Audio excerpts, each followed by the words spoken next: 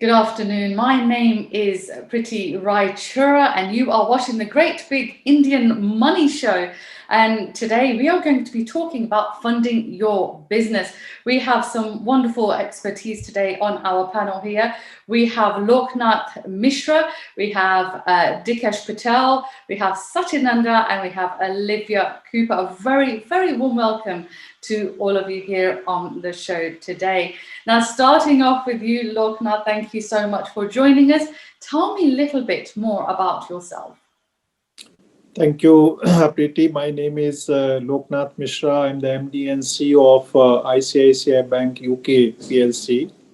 ICICI Bank is engaged in servicing non-resident Indian community here, both for their personal as well as business needs.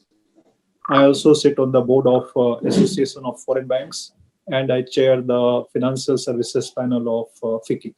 So that's all from my side. Look forward to participate, engage with all my fellow panelists. Thank you.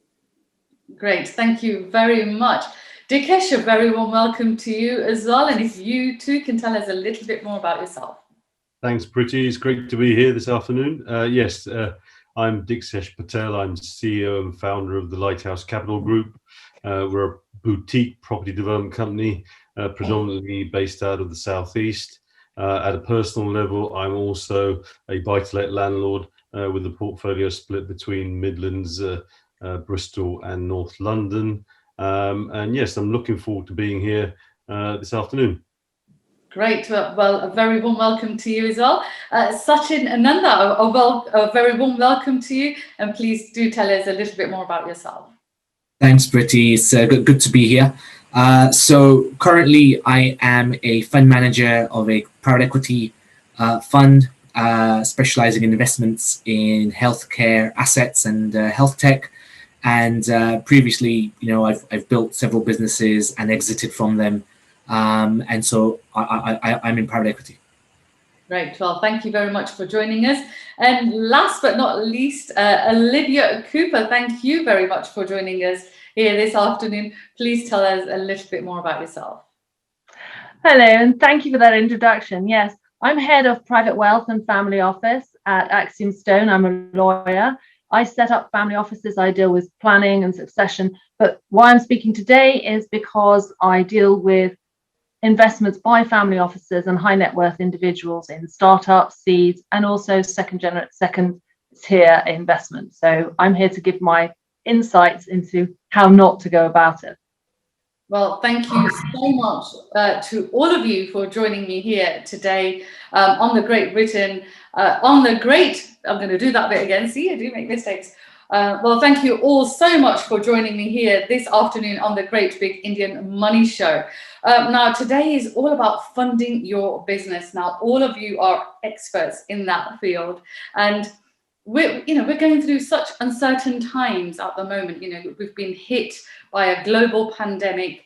Lots of people have lost their jobs. Lots of businesses have gone into administration, and some people are also thinking about setting up their business, but don't really know where to start. So that's going to be kind of like some of the areas that we will be looking at this afternoon. And I will be picking your brains in terms of the expertise you can provide us in terms of the work that you are engaged in. So starting off with you then, Loknath, tell us a little bit more about how the ICICI Bank can help new businesses to set up. So I would give a little bit broader answer to this, Preeti, in the context what you have just articulated.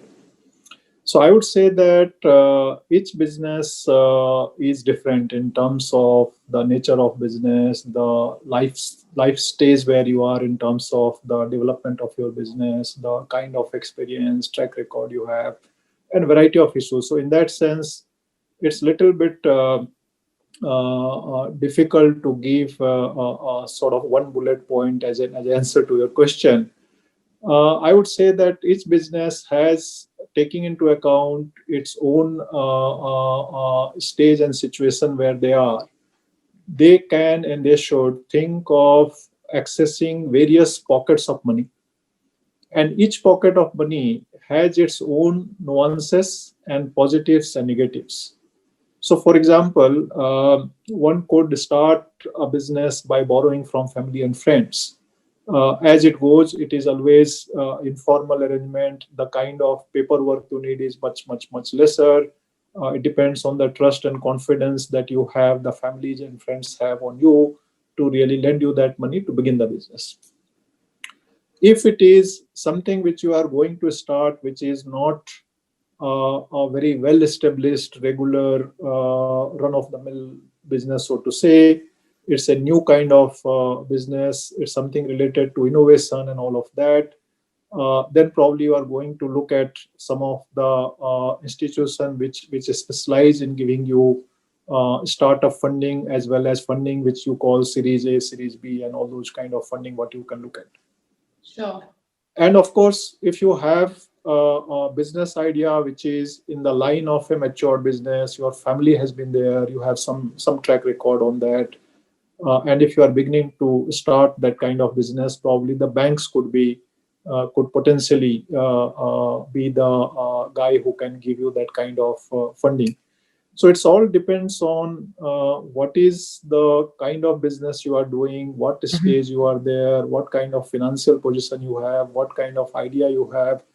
And you have to really think through where does your idea, your situation really fits perfectly in terms of getting that funding from. And accordingly, you have to really work on.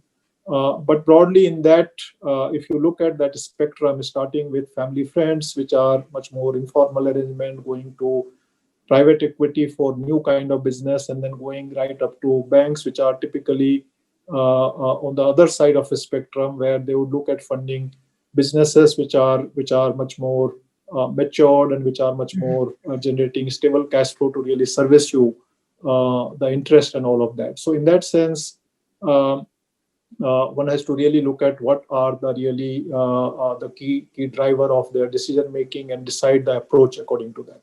Of course. No, I mean, I run my own business and I can't agree with you anymore. But how important is it to have a business plan?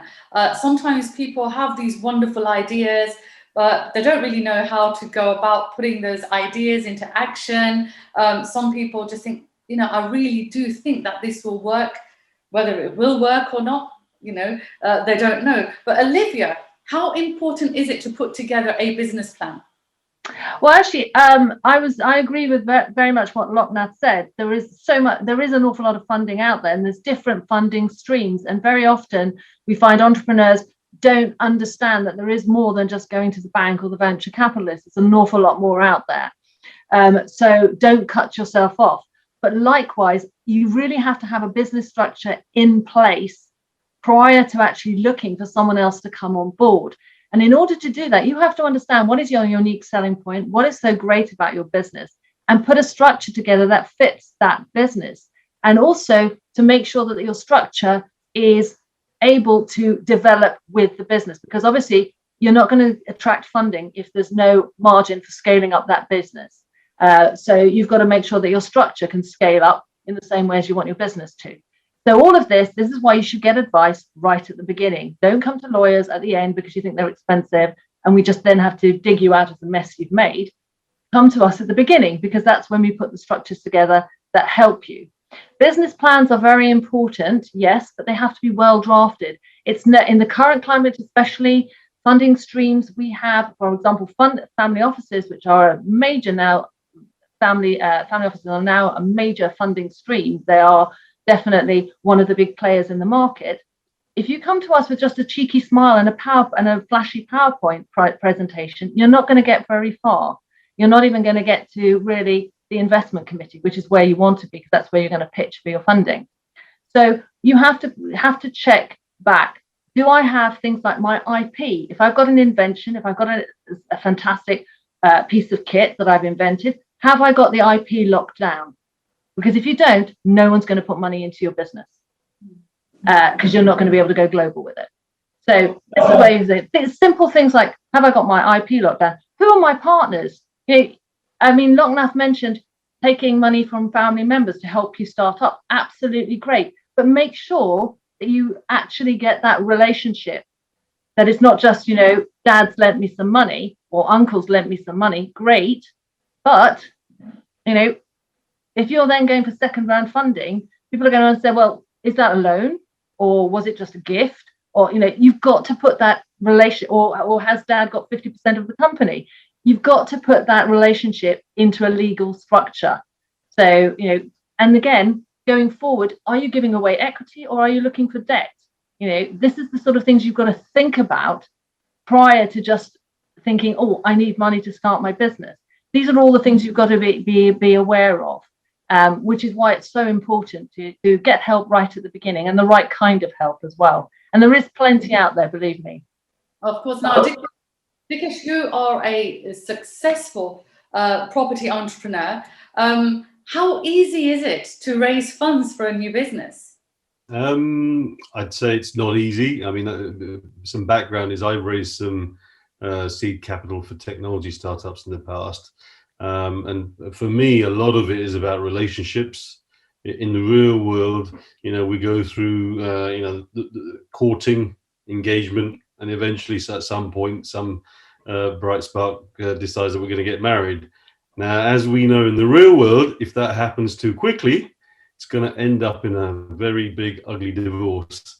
And a good friend of mine has a great quote for this.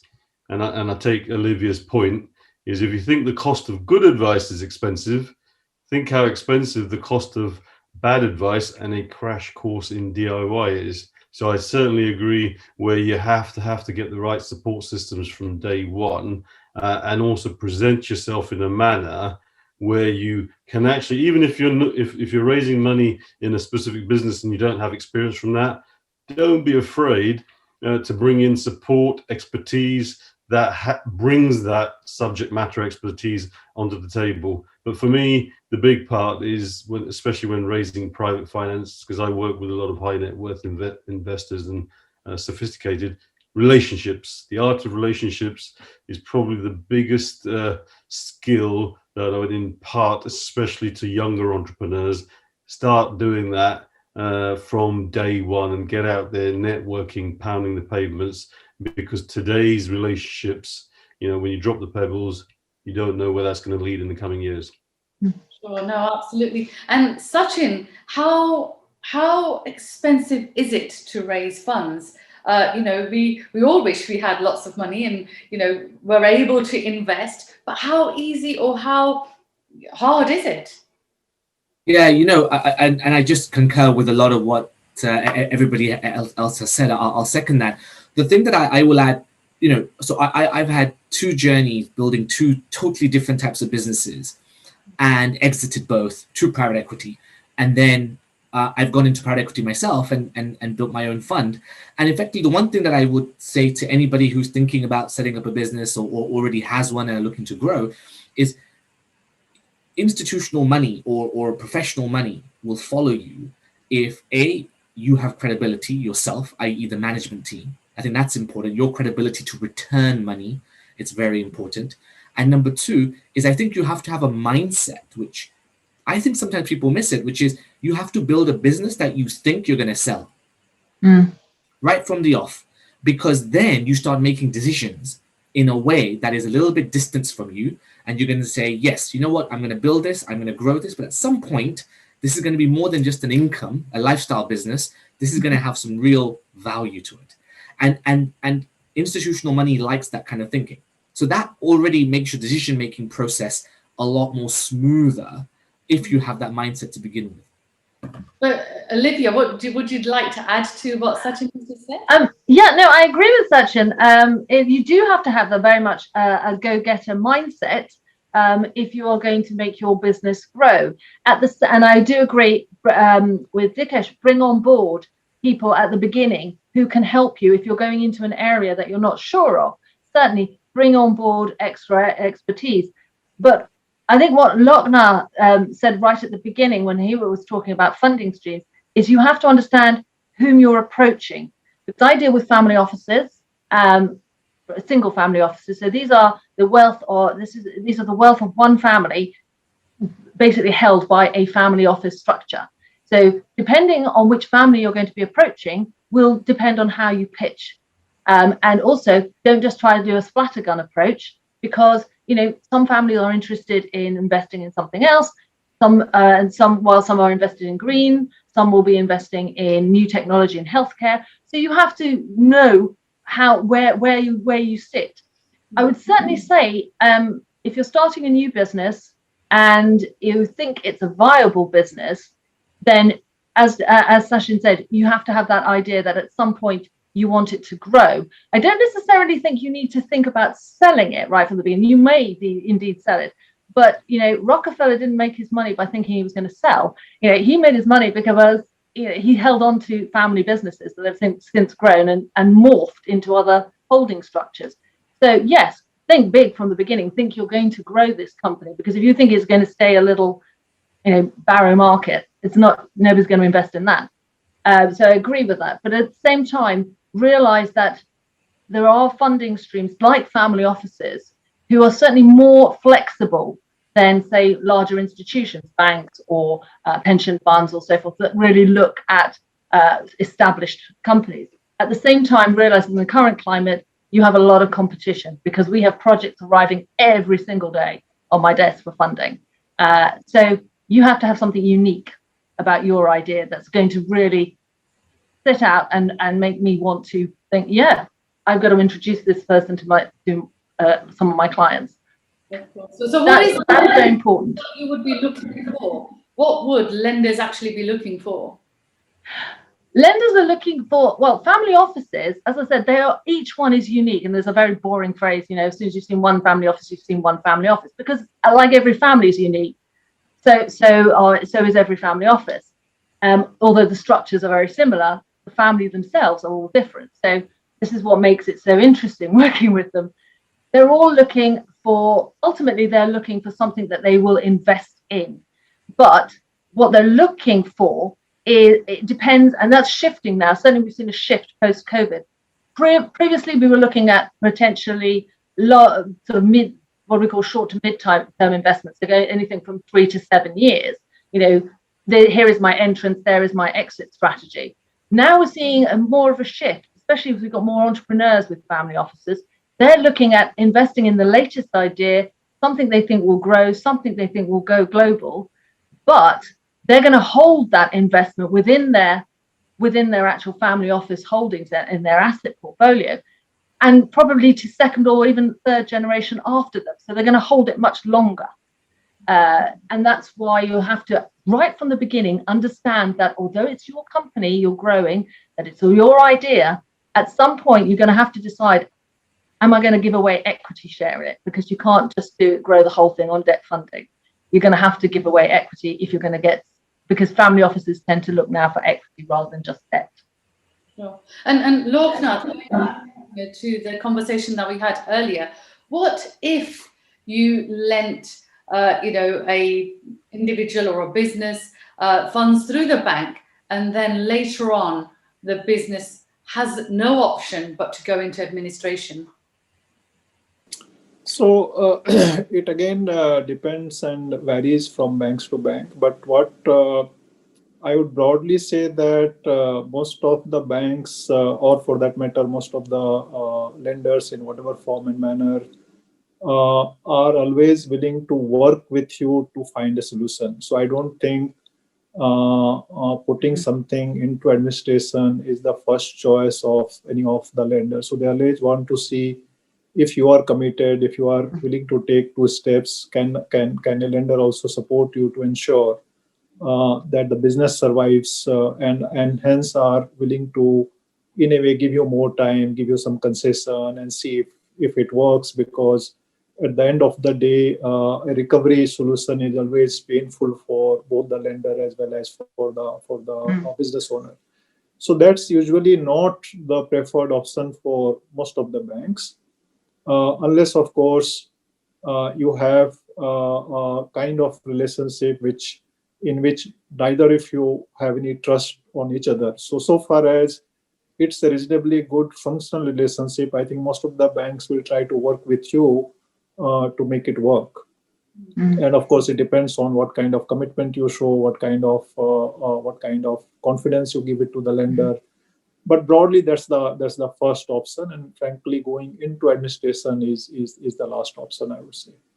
And we're going But I to would just pick up on some of the very good comments made by our fellow panelists. I think building relationship, having the right capital structure in terms of how much debt, how much equity, and what kind of debt and what kind of equity, understanding your lender in terms of where they are coming from, what are their key priorities, how patient they will be, what kind of return expectation they have. I think all of those are very, very critical. And the last one I would say is from the banker's perspective, we really value a lot if a entrepreneur is, of course, committed and has a good business idea, but is also honest about the situation. So keeping the lender updated in a very nice, good manner of giving them the correct position of where you are, what are the issues, and if there is a difficulty, how you are going to handle, is always helps you build a relationship which goes a long way. So some of them try to not really share the full detail, which I would say is not the right approach. Sharing the details, giving them update on a periodic basis helps you build a long-term relationship, and which in turn will help you as you go to your next phase. Or if you face a difficult situation, that helps a lot more if you have built that equity with your lender. Sure, no, absolutely. Now, Diksesh, you run a successful business yourself, and you coach lots of individuals wanting to invest in the property market. Now, we have seen the property market just go through the roof at the moment, and yet we're facing this global pandemic.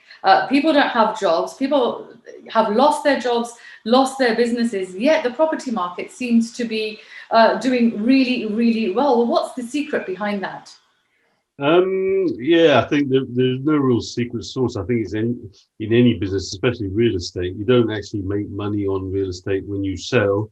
You make money on real estate when you buy, because you buy at the right price. So it's understanding what value proposition you can create in real estate. So, for example, we'll take a simple vanilla example. We'll have a property. I might add a loft room or extension, so I've increased its value. Or I found a dilapidated property to increase its value. Or I find a piece of land where I'm going to get planning for to increase its value. So look at where the value proposition is to increase its value at source, rather than typically buying it. Most people will go, well, I'll just buy it on Crossrail because I hope that the prices might go up. Whereas I like a double whammy, pay really well at the front, add secondary value, and then if the market goes in a positive way, that's a bonus. And then the other component for me, cash flow is king. Whenever I'm sort of investing in real estate assets, I'm looking at the cash flow component more so than anything. A great example is when Lehman Brothers went bust. It doesn't matter if you've gone into negative equity. Of course, we do have a few palpitations when that happens. But in real money, the base rate plummeted, and actually all the assets became income bearing. So in today's market, I think cash flow is a big component, but also buy well at the front. No, absolutely. And Sachin, have you got anything to add to that? No, I think what people are saying is absolutely right. The only thing I suppose I would add in there is that I think if we're talking to entrepreneurs and people who are looking to scale businesses, I think it's important that they know what their capital journey looks like, right? So if you're a startup, you got to rely on friends and family. Then you'll go to angel investors. Then you might go to family offices. Then you might come to VC or Series A, Series B, and then eventually you get to people like me, where there's private equity. Then we will take it further to institutional. So effectively, you have to know what that journey looks like, and at each stage, there are different quantums involved, different types of structures and debt involved, right? So right at the early stage, you're probably fully reliant on friends and family. The banks may support you a little bit, but nothing significant. Then you kind of get to your angel stage where you've proven the proof of concept. It's kind of you've got the idea, you've got something to show. And so then you've got some angel investors who will take it a little bit further, where you're beginning to kind of get into the market and trade whatever it is that you're trying to do, and you've got some sort of income generation happening. And then you kind of go to the family offices because now you've proved the concept, you've got some you've got some trading, and you've got some credibility behind you there. And eventually that at the point where you've become profitable or break even is when actually you can begin to scale up. So your initial challenge is the hardest challenge, which is how do I go from nothing, just an idea, to break even and create a revenue generating machine with positive cash flows that then allows banks to get involved, because banks only get involved when you've got positive cash flows, right? Banks will support you. The more cash generative you are, the more debt you can absorb, and therefore less equity you have to give away. But at the beginning, when you've got no cash, what have you got to give away? It's equity. And so there's always this balance that's going on in the early days. And for any entrepreneur, the kind of rule of thumb I would always say is, have you survived your first 1,000 days? If you survived your first 1,000 days, then you've probably got a proof of concept, you've started trading, and you've got some break even, or maybe even some profit under your belt. So, it's kind of that journey and mapping that out. And that does require people around you who may have been on that journey beforehand, right? So I like Dikesh said, absolutely right. You want someone like him around you so that you can map that journey out. And I think that's important. I would actually say though, Sachin, that family offices do come in a lot earlier now. We're seeing them coming in as angel investors because we're all looking for the next unicorn. We're all looking for the next one that's going to take off like Facebook. But that's what we're all scrabbling to look for it for our clients. So we do come in a lot earlier. And the great thing about family offices as well, especially where we're looking at first generation family offices, with these are entrepreneurs who have made their way and have done it the hard way themselves. You've got a lot of experience there.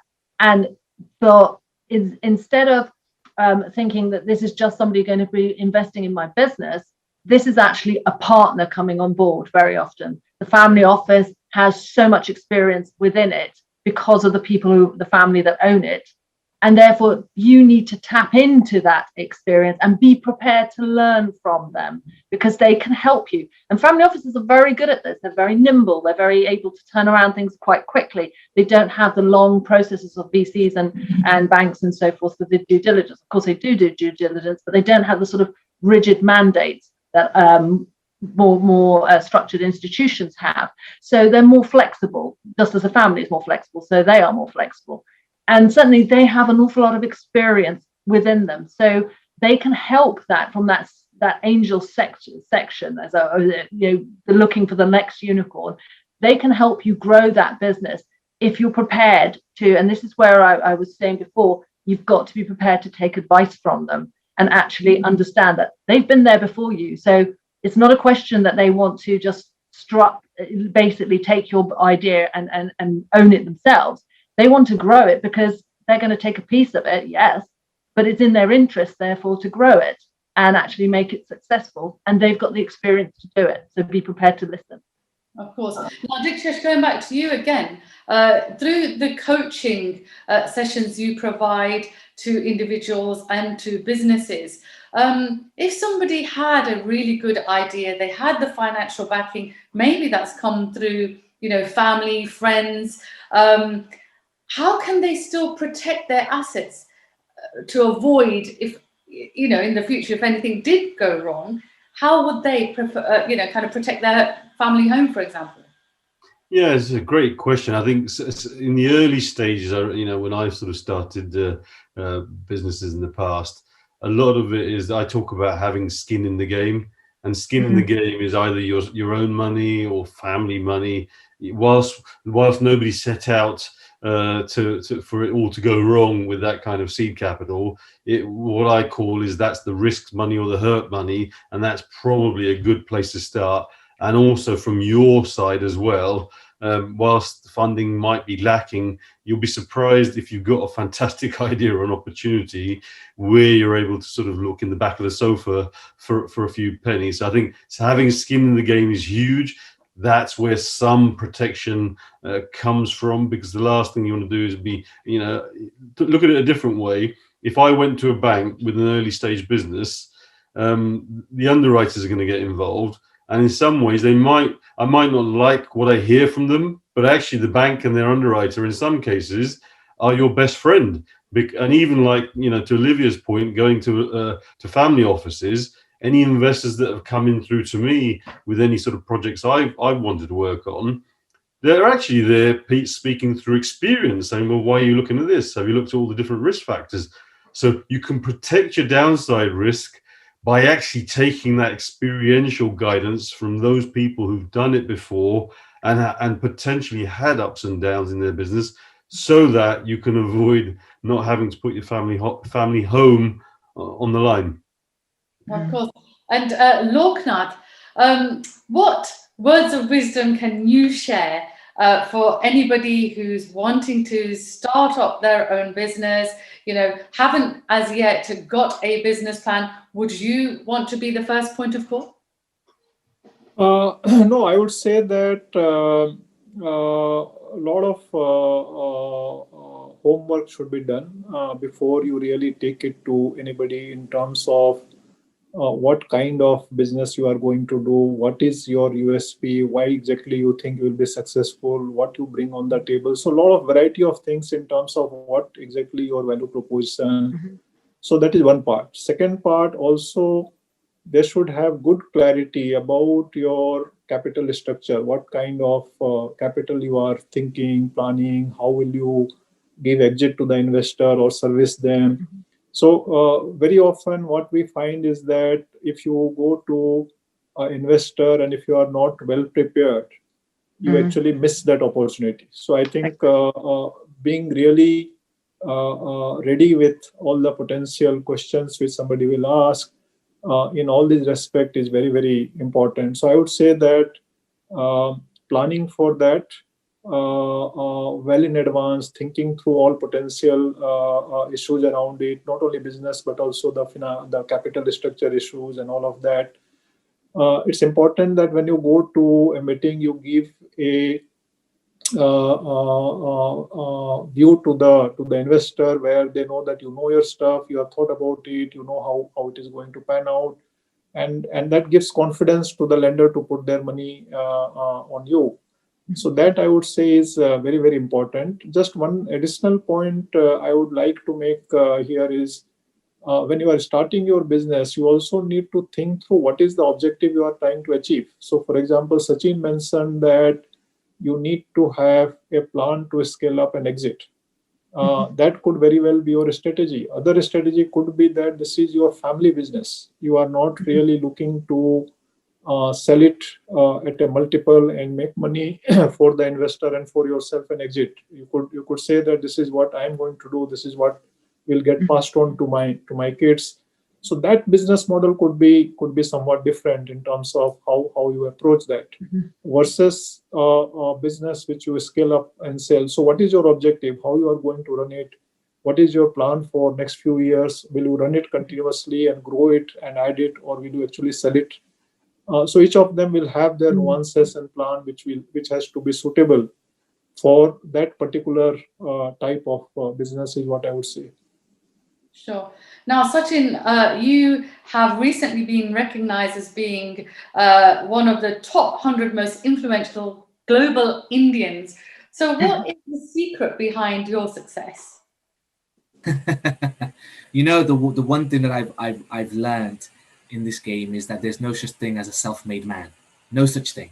You are always connected through a network of support, whether that's advisors, friends, people within your sector, your industry, well-wishers, whether it's your bankers, whoever it is.